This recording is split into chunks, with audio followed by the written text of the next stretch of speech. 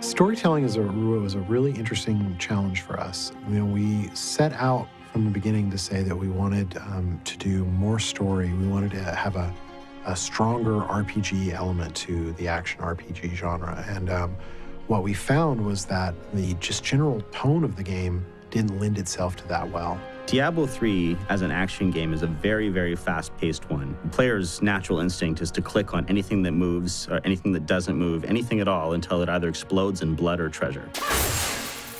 You know, the basic gist of what we do is we take a story and we have to figure out the most concise, stripped-down way of giving the story to the player, because Diablo's a very fast-paced game. People don't really want to stop and hear a lot of story, hear a lot of dialogue. From moment to moment, there are different aspects of the story that we're trying to portray for the player. There are different themes or different characters that we want to show off, different plot points. Getting across, you know, your directions, you know, just your plain information about what you need to do in your quest. So all that needs to come across in as few words as possible. You never want to fight against players' natural instincts. You always want to embrace them and try to find some methodology where you can give them more depth without taking away anything that they find fun about the game, which is that relentless click cycle that is Diablo gameplay that makes it fun. All the mechanisms that we thought we could rely on, that many of the people on our team who had a lot of experience making RPGs thought that they could lean back on, just we found they didn't work. So it's hard to really get into a character like Leah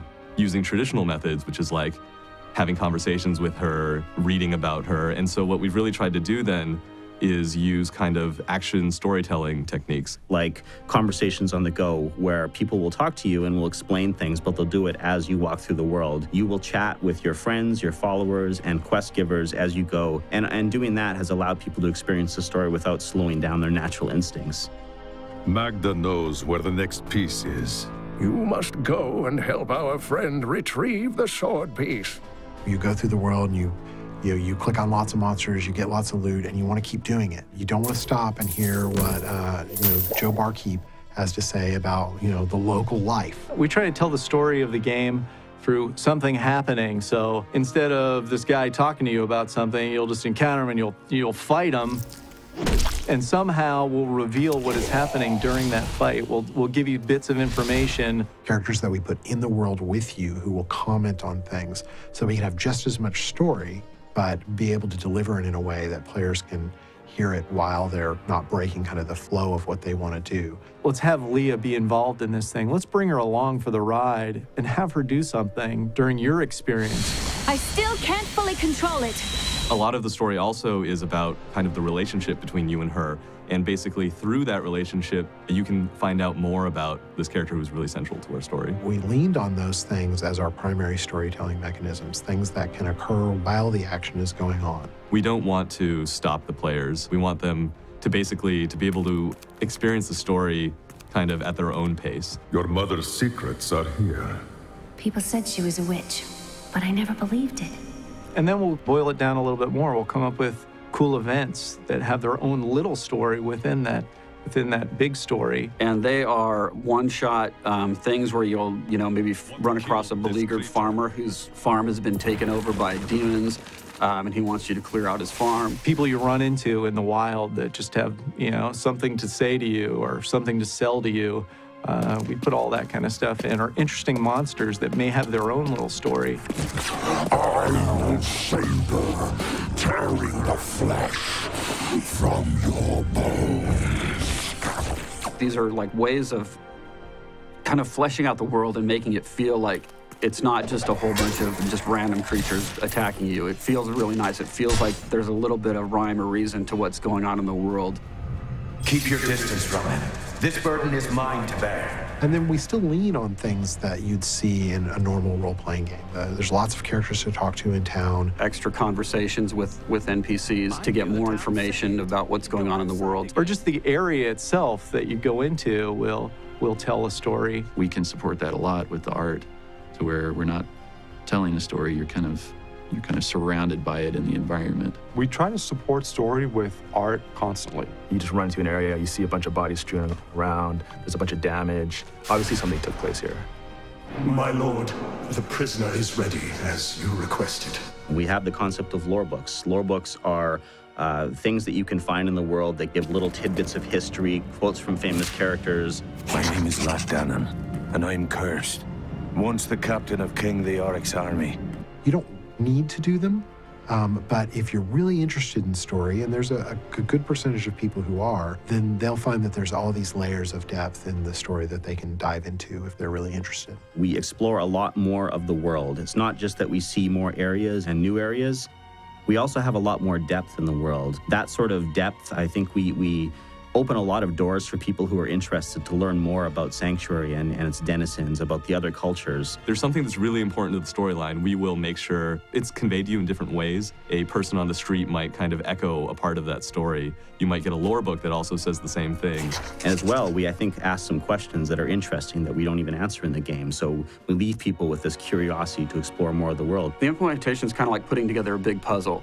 So it's really kind of figuring out how to make these pieces work, and when you could figure out a way to do it in a situation where it feels like there's just no possible way to do it, just is really satisfying. So I think we've succeeded pretty well here. I think we can do even better in the future, and we look forward to telling more and more interesting stories in Diablo.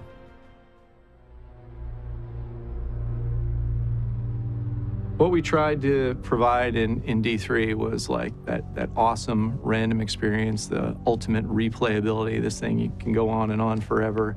And how we did that was, for the dungeons, they're essentially like you had in D2. There's tons of random rolls of these things. We created lots and lots of rooms and encounters and things for you to play through. And these things will roll randomly. Every time you play, you're going to get a different dungeon experience no matter where you go. Building dungeons in D3 has got to be one of the most challenging things. You have to make the dungeon out of pieces. You know, it's almost like constructing it out of smaller components. Every room has got to be able to seamlessly connect to another room. Not only that, but you've got to be able to make something that's very cool looking, very interesting looking, but also something that's not too unique.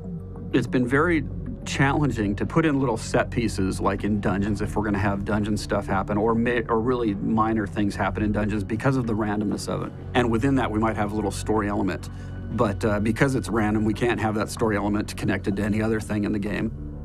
We figured out how to make little self-contained little story events, as we call them. The environments themselves, the exterior zones, are all handmade. Whenever we're building an environment, we need to know the basic goal, you know, of what the player is going to do there. Rather than having them be randomized like they were in Diablo 2, we've made the outside of the area is all handmade so that we can have choke points and points of interest and areas for little scenes to play out, or ways to tie the area art into the storytelling so that we can make it as much of a character as any characters you actually meet in the game. What we tried to do was create a world that you felt like this was a real place and you're visiting Sanctuary. When you're running around, this is like, I understand where I am and what I'm doing. Likewise, we've increased the amount of randomness in it so that we can still have that real Diablo feel by having large portions of the interior of those zones completely switch out. We set aside spots in the zone that can be random, usually saving big events or some story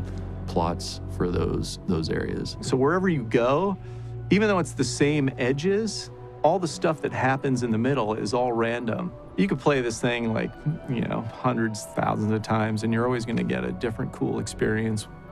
There's so much randomness everywhere in the game. I think it takes that like D2 experience and, you know, multiplies it.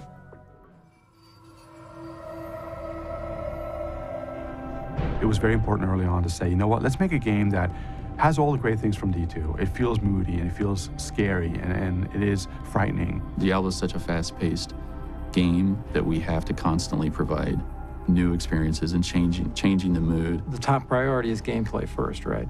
But one of the great things about working here at Blizzard, and I think especially, is the creative freedom that you have as an artist and our team has. One of our early goals was to make sure that we created an inviting world, and in a lot of ways I'm very, very happy with what we've come up with. I think we've struck a very nice balance between trying to find a way where the game is beautiful, it looks great, and yet it is still very moody.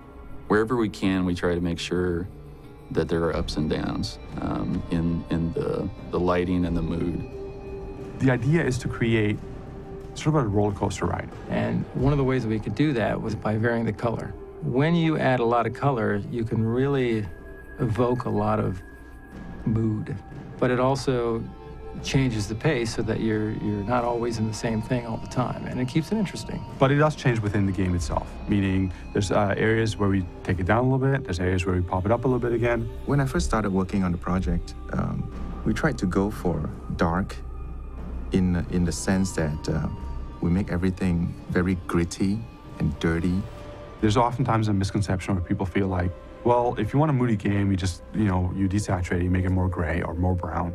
We don't have to be colorful everywhere. We can control the color. We can still have dark areas, but we can make use of the color to create mood and feeling.